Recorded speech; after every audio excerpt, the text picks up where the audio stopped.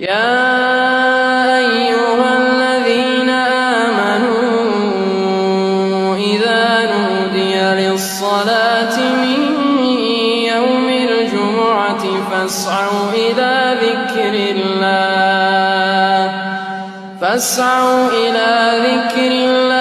वज़रुल बय्अ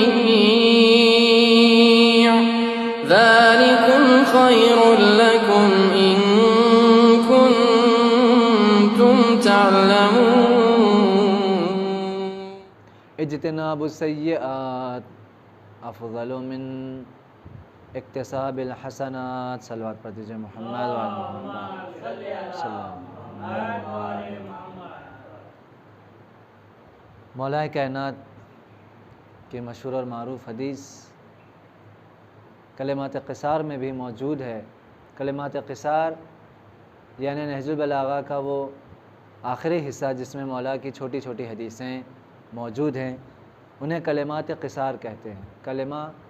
कलिमात यानी जुमले, क़िसार यानी छोटे जुमले। इंशाअल्लाह इरादा यही है कि आइंदा जुमे से हम लोग इसी कलिमात क़िसार और इसी चैप्टर को शुरू करते हैं, जिसमें पहली हदीस फितने के बारे में और अलग अलग मौज़ूआत पर, अलग अलग टॉपिक पर मौला ने छोटी छोटी हदीसें इरशाद फरमाई हैं। इंशाअल्लाह तौफ़ीक़ रही तो उस सिलसिले को शुरू करेंगे, कलिमात क़िसार को। आज भी जिस हदीस को मैंने आप लोगों के सामने पेश किया है, मौला कायनात की मशहूर और मारूफ़ हदीस है कि जिसमें मौला फरमा रहे हैं कि इज्तिनाबुस्सय्यिआत अहसनु मिन इक्तिसाबिल हसनात भी है, अफ़ज़लु मिन इक्तिसाबिल हसनात भी है। मौला फरमा रहे हैं कि गुनाहों से बचना, अपने आप को गुनाहों से बचाना बेहतर है, ज़्यादा अच्छा है इस बात से कि इंसान नेकियां कमाए। इंसान गुनाहों से बचे, ये ज़्यादा अच्छा है कि इंसान नेकियां कमाए। यानी अपने आप को गुनाहों से बचाने की कोशिश करे, नेकियां कमाने की फ़िक्र में कम रहे, या ऐसा कहा जाए कि इंसान नेकियां कमाने की फ़िक्र से ज़्यादा बेहतर है कि इंसान गुनाहों से दूर रहने की कोशिश करे।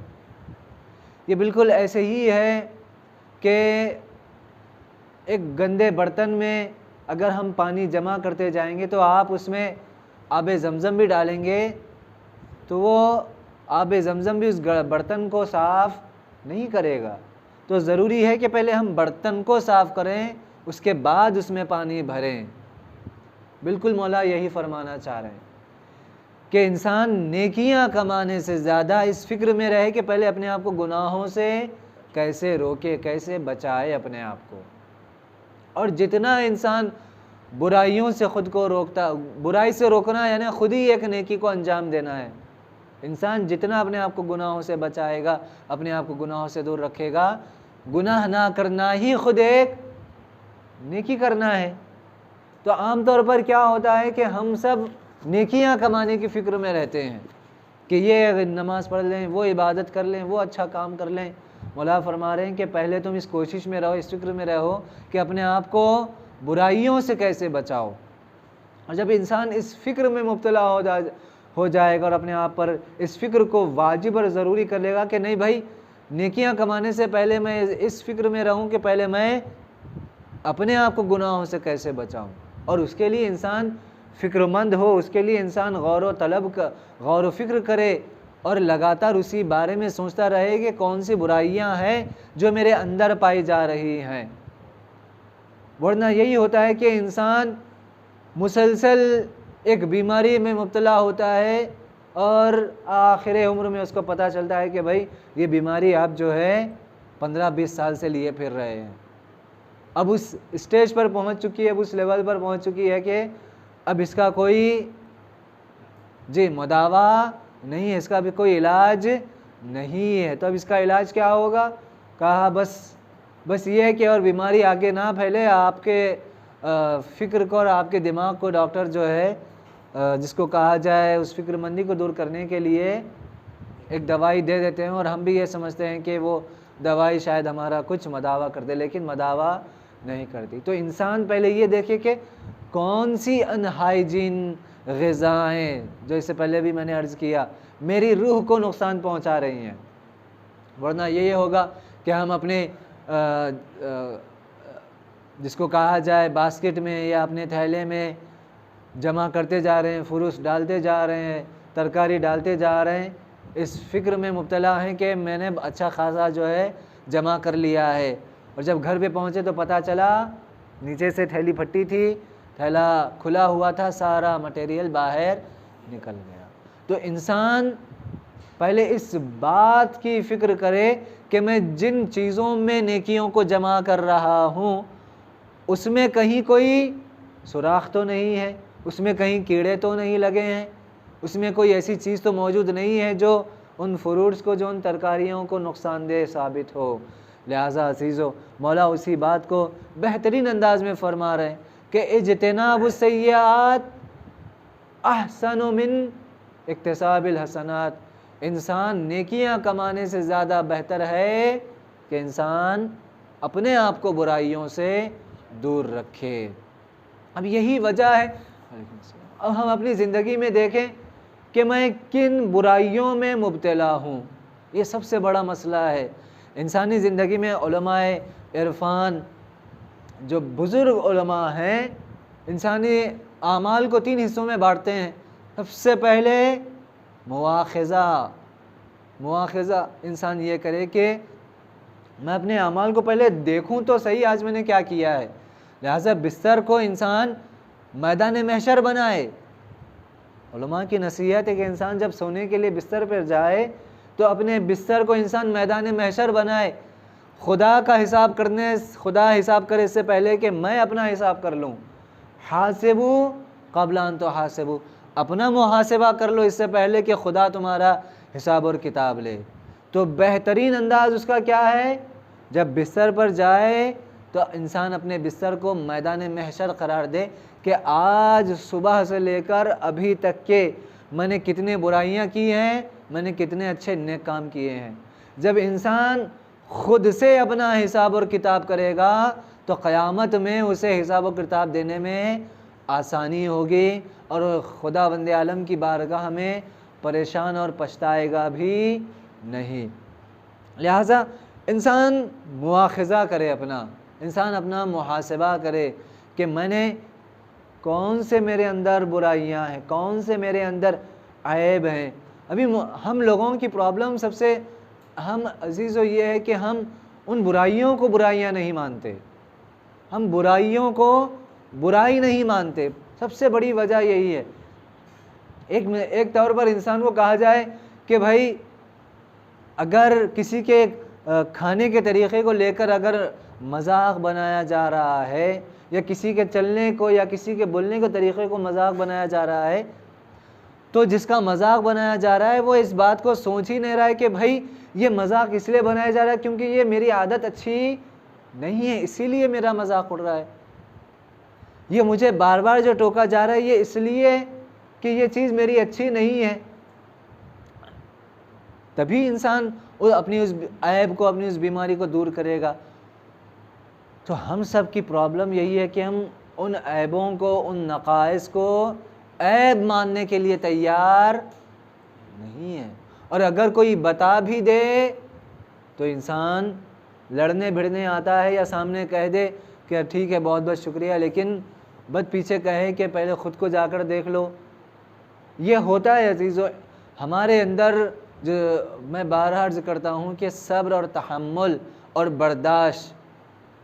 क्यों कहा गया है कि अल मोमिनो मिरअतुल मोमिन, मोमिन एक दूसरे का आईना होता है, मोमिन एक दूसरे का आईना होता है। हमें एक दूसरे के अयूब को बताना है, लोगों के सामने नहीं बताना है, सबके सामने चीख कर चिल्ला कर नहीं बोलना है, अकेले में उसे बोलना है कि भाई ये आपके अंदर ये प्रॉब्लम है, इसको आप सॉल्व करिए। अगर मेरे अंदर भी कोई प्रॉब्लम है आप मुझे बताएं, मेरे ऐबों को जाहिर करें, मुझे बताएं कि हो सकता है कोई ऐब हो, मैं उसे ऐब ना मान रहा हूँ। और फिर वरना यही होगा कि वो ऐब इंसान के अंदर इस कदर पुख्ता हो जाएगा कि ना खुद उसका नुकसान होगा बल्कि वो जिस मुआशरे में रह रहा है, जिस समाज में रह रहा है, उनके अंदर भी ये ख़राबी पैदा होती जाएगी। और आखिर में जब खुदावंद आलम की बारगाह में पहुँचेंगे क़यामत के दिन, तो इंसान एक दूसरे से भागेगा। यौम यफ़िरुल मरउ मिन अख़ीह, क़यामत के दिन इंसान अपने सगे भाई से दूर भागेगा, बीवी शौहर से दूर भागेगी, शौहर बीवी से दूर भागेगा, बेटा बाप से दूर भागेगा, बाप बेटे से दूर भागेगा। क्यों? बाबा मेरे अमाल कम है, थोड़े दीजिए। ओ नहीं बेटा नहीं, ख़ुद मेरी जो है यहाँ पर मेरे अमाल के हिसाबनामे अमाल में मेरे पास ख़ुद कमियाँ हैं, मैं तुम्हें कहाँ से दूँ। ये खुदावंद आलम क़यामत की मंजर कशी कर रहा है। आप देखें मक्का में जो आयतें नाजिल हुई हैं, कुरान को अगर हम दो हिस्सों में देखते हैं कि वो कुरान का एक हिस्सा मक्के में नाजिल हुआ है, कुरान का एक हिस्सा मदीने में नाजिल हुआ है। ज़्यादातर वो आयतें जिसमें आखिरत के बारे में हो, क़यामत के बारे में हो, तौहीद के बारे में हो, खुदा के बारे में हो, मौत के बारे में हो, हिसाब और किताब के बारे में हो, वो आयतें ज़्यादातर मक्के में नाजिल हुई हैं। क्यों? क्योंकि इस्लाम शुरू था और लोगों को आखिरत का डर बिठाना भी ज़रूरी था, लोगों को बताना भी ज़रूरी था कि भाई ये दुनिया सब कुछ नहीं है, असल आखिरत है, वहाँ पर तुम्हें हिसाब और किताब देना है। लिहाजा आप देखें पहले ज़माने में ख्वाब नहीं था, पहले ज़माने में लोगों को ख्वाब नहीं आते थे। आज जो हम ख्वाब देखते हैं, ख्वाब नहीं आते थे। तो लोगों, एक पैगंबर ने अपनी कौम से कहा है कि लोगों क़यामत से डरो, आखिरत से डरो, बरज़ख से डरो, मरने के बाद भी एक दुनिया है, वहाँ पर तुम्हें हिसाब व किताब देना है। तो लोगों ने मजाक उड़ाया, कहा नहीं हम तो यही दुनिया है, जो कुछ भी है यही दुनिया है, अब आप कौन सी दुनिया की बात कर रहे हैं, हमें कोई नहीं पता। और आज भी यही है। आप देख लें जो हमारे हिंदुस्तान में जो सबसे बड़ा मज़हब है, क्यों उनके पास कोई रोक टोक नहीं है, क्यों उनके पास कोई हिसाब व किताब नहीं है? क्योंकि उनका अक़ीदा यही है कि भाई जो कुछ भी दुनिया है यही दुनिया है, मरने के बाद कोई दुनिया नहीं है। तो पैगंबर का मजाक उड़ाया गया कि हम नहीं मानते कि मरने के बाद भी कोई दुनिया होगी, ऐशो आराम से जियो, कोई पूछने वाला नहीं है, जो खाना है खाओ, जो करना है करो। वो पैगंबर खुदा की बारगाह में मुनाजात किए, खुदाया ये लोग मेरी बात पर ईमान नहीं ला रहे हैं, कुछ कर। तो अल्लाह ने कहा कि उनसे कहो कि अब कल तुम जाकर फिर से उनसे अपने बयानात देना, लोगों के बीच में जाकर तुम लोगों को स्पीच देना, खिताब करना, तो लोग तुम्हारी बात को ज़रूर मानेंगे। अब पैगंबर गए, दूसरे दिन बाज़ार में गए। पहले ज़माने में ऐसा होता था, मस्जिदें तो होती नहीं थी, इबादत गाहें नहीं होती थी, दरबार बीच बाज़ार में जाकर लोगों को नसीहत की जाती थी, लोग जमा होते थे। अब वो पैगंबर, वो नबी जो है कह रहे हैं कि खुदा को मान लो, तो सारे लोग तैयार हो गए कि हाँ हम ईमान लाते हैं कि क़यामत कोई चीज़ है, आखिरत कोई चीज़ है, बरज़ख कोई चीज़ है। तो कहा कैसे तुम लोगों को यकीन आ गया? कहा आज रात में हम लोग जब सो गए तो हम लोग कोई एक अजीब सी दुनिया में थे, हमें पता ही नहीं था वो क्या था, एक अजीब सी दुनिया थी। अब हमें यकीन आ रहा है कि मरने के बाद भी एक दुनिया है जहाँ हिसाब व किताब देना है। सलवात पढ़ दीजिए मोहम्मद वाला।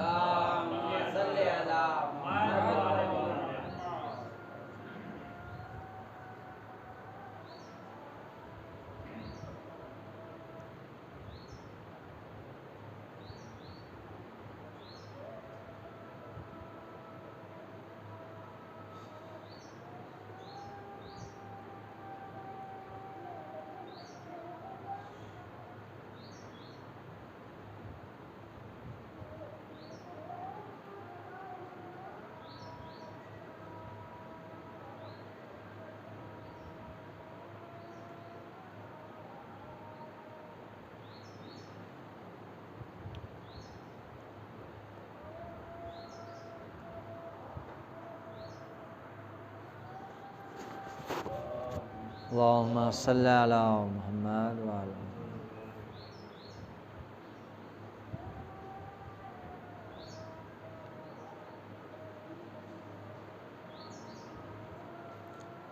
अल्लाहुम्मा सल्ली अला मुहम्मद। उन लोगों ने कहा कि अब हमें यकीन हो गया है कि मरने के बाद भी कोई दुनिया है। क्यों? इंसान जब ख्वाब देखता है तो पता नहीं, उसका बदन बिस्तर पर है और वो कहाँ कहाँ घूम रहा है, कैसे कैसे दुनिया में चला जा रहा है। इसीलिए कहा गया कि मुस्तहब है कि इंसान बिस्तर पर जाने से पहले वज़ू कर ले, क्योंकि जब इंसान बिस्तर में होता है सिर्फ उसकी धड़कन काम करती है और रूह उसके बदन में नहीं होती। इसलिए नींद को आधी मौत करार दिया है। क्यों? रूह पूरी तरीके से इंसान के बदन से दूर है। रूह पूरी तरीके से इंसान से बदन से दूर है, सिर्फ उसकी धड़कन चल रही है, खून की रवानी चल रही है, और वो दिल का कमाल है कि जो इंसान को करवटें ले रहा है। मगर यह कि जब इंसान की आँख खुलती है तो रूह फ़ौरन आ जाती है। इसीलिए साइंस भी कहती है और उलमा भी ताकीद करते हैं कि जब आँख खुले तो फ़ौरन से मत उठो, थोड़ी देर कम से कम 1 मिनट तक आराम से लेटे रहो। जो लोग झट से उठकर खड़े होते हैं, ऐसे वाक़यात भी हुए हैं, केसेस भी हुए हैं कि क्योंकि इंसान का जोड़ अलग होता है, हड्डियाँ बिल्कुल अलग होती हैं। ये एक बात आगे तो मैंने अर्ज़ किया। लिहाजा लोगों ने ईमान लाया कि हाँ हम यकीन हो गया कि मरने के बाद एक दुनिया है। वो कौन सी दुनिया है? बरज़ख बिल्कुल वैसे ही है जैसे हम ख्वाब में एक अजीब सी दुनिया में जा रहे हैं, जो मनमानी आ रहा है वो कर रहे हैं। तो मैं ये ताकीद कर रहा था, बच्चों के लिए भी नसीहत है कि वज़ू करके बिस्तर पर जाएं, क्योंकि रूह अलग होती है। बावज़ू होगी तो फरिश्ते आएंगे, आपकी रूह को लेकर जाएंगे, आलम अरवाह की सैर कराएंगे, दूसरी दुनिया की सैर कराएंगे, अच्छे ख्वाब दिखाएंगे। बग़ैर वज़ू के जाएंगे तो जाहिर सी बात है शैतानी ख्वाब देखेंगे, डरावनी ख्वाब देखेंगे, अजीब से ख्वाब देखेंगे। लिहाजा ये अपने ऊपर है कि हम किस आलम में जाना चाह रहे हैं। अब ये आलम ख्वाब भी एक पूरा एक चैप्टर है, एक पूरा इसके ऊपर जिसको कहा जाए, इसको समझने की भी ज़रूरत है कि ख्वाब देखना भी, जिसको मैंने कहा कि आखिरी ज़माने में लोगों के लिए ख्वाब एक वही की तरह होगा। वही जो नबियों पर आती थी, वही फ़रिश्ता जो लेकर आता था, आखिरी ज़माने में मोमिनों को खुदावंद आलम ख्वाब के ज़रिए से उनको बशारत देगा, ख्वाब के ज़रिए से उनको पैगाम देगा कि भाई ऐसा होने वाला है, या तुमको ये एक मिसाल के तौर पर एक इशारा मिल रहा है कि तुमको ये काम अंजाम दिया जाए। लिहाजा ख्वाब अगर हम चाह रहे हैं कि खुदा से नज़दीक हो और उन बातों तक पहुँच सके, उन राज़ों तक पहुँच सके जो राज खुदा हमें दिखाना चाह रहा है। लिहाजा सूरह मोमिन की एक आयत है सूरह गाफिर की, जहाँ खुदा नेलम फरमाता है कि अगर वमा तालमू नफ्सुन, अगर लोग चाहते तो खुदावंद आलम इन लोगों को यानी आँखों में इतना कमाल देता कि वो चीज़ें हम उनको वो चीज़ें दिखाते जिनके ऊपर उनको यकीन नहीं है, जिनके ऊपर उनको ईमान नहीं है। हम चाहें तो बहुत कुछ देख सकते हैं इसी दुनिया में रहकर, बहुत कुछ हम चीज़ों का मुशाहिदा कर सकते हैं, लेकिन प्रॉब्लम यही है कि असल जो हमारी आँखें हैं, इसी आँखों के ऊपर तो सारे हमारे आमाल का दारो मदार है, इन्हीं आँखों के ऊपर तो है। क्यों ना महरम को देखना मना किया गया है? उलमा ने उसकी सारी वजूहात बयान की है। क्यों ना महरम को देखना, या जिसको कहा जाए बेपर्दगी की हालत में देखना? जाहिर सी बात है अगर बहुत ज़्यादा खूबसूरत होगी तो इंसान के अंदर अफसोस होगा, अफसोस पैदा होगा कि हमारे घर में ऐसा क्यों नहीं है। सबसे ज़्यादा नुकसान यही है। जब अफसोस में मुब्तला होगा तो डिप्रेशन में जाएगा, अफसुर्दगी में जाएगा, नाउमीदी में चला जाएगा, मायूसी में चला जाएगा, फिर कंपेयरिंग शुरू हो जाएगी कि वो ऐसे हैं तो हमारे ऐसे क्यों नहीं है। लिहाजा ये सारा दारोमदार इंसान का आँखों के ऊपर है। बहरहाल मैं अपनी बातों से ना अड़ते हुए, ख्वाब लोगों को दिखाया गया कि ख्वाब देखो और तुम्हें एक ऐसी दुनिया कि जहाँ पर तुम्हें यकीन आए कि दुनिया के बाद एक आखिरत है जहाँ पर सारी चीज़ों का हिसाब और किताब देना है। लिहाजा अजीज़ों, अगर इंसान को आखिरत पर यकीन हो, और जितना यकीन होगा आखिरत के ऊपर, इंसान के अमल में उतना ही चेंजेस आएंगे, उतने ही तब्दीली आएंगे। क्यों? वो शख्स जो पैगंबर के पास बैठे हुए थे, असहाब सारे मोजज़े देख चुके थे, मुर्दों का बात करना देख चुके थे, चांद के जो टुकड़े होते थे, सारी चीज़ें देख चुके थे, वो ईमान उन लोगों के पास नहीं आया। जो एक सहाबी आया और उसने आकर सिर्फ कहा कि मुझे कोई सूरा याद दिलाइए, पैगंबर ने एक सहाबी से कहा कि उसे सूरा याद दिला दो, फमन यामल मिस्काला ज़र्रतिन खैरन यरा वमन यामल मिस्काला ज़र्रतिन शर्रन यरा। ज़र्रा बराबर भी, मिस्काल ज़र्रा बराबर भी जो नेकी करेगा उस नेकी की जज़ा देखेगा। यरा का मतलब है, यरा यानी देखेगा, अपनी आंखों से देखेगा, ऐसा नहीं कि पाएगा।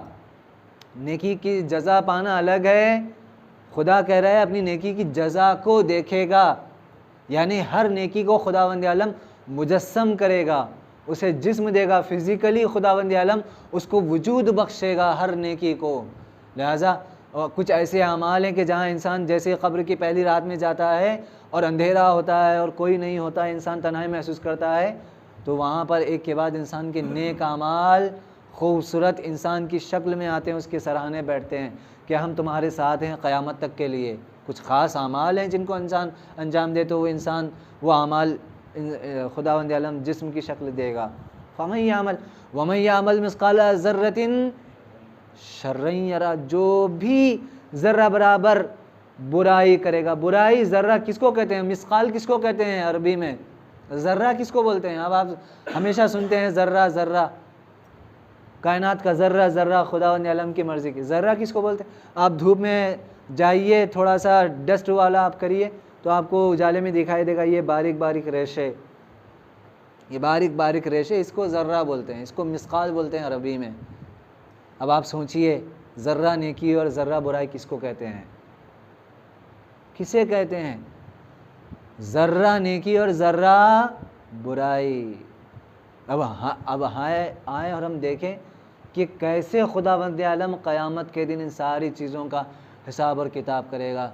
इसीलिए मैंने शायद इससे पहले अर्ज़ किया कि अगर खुदावंद आलम अदालत के तहत, क्या है, खुदावंद आलम अगर अदालत के तहत लोगों का फ़ैसला करे तो सिवाय अम्बिया और अइम्मा और चंद शहदाए किराम और चंद उलमा के अलावा कोई जन्नत में जाने के काबिल नहीं है।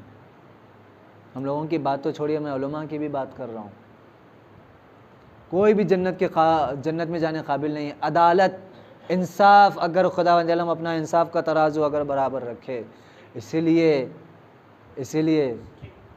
जी हाँ जी, राइटिंग का उसमें आएगा कि कितना सेंटेंस लिखा है, वो सारी चीज़ें।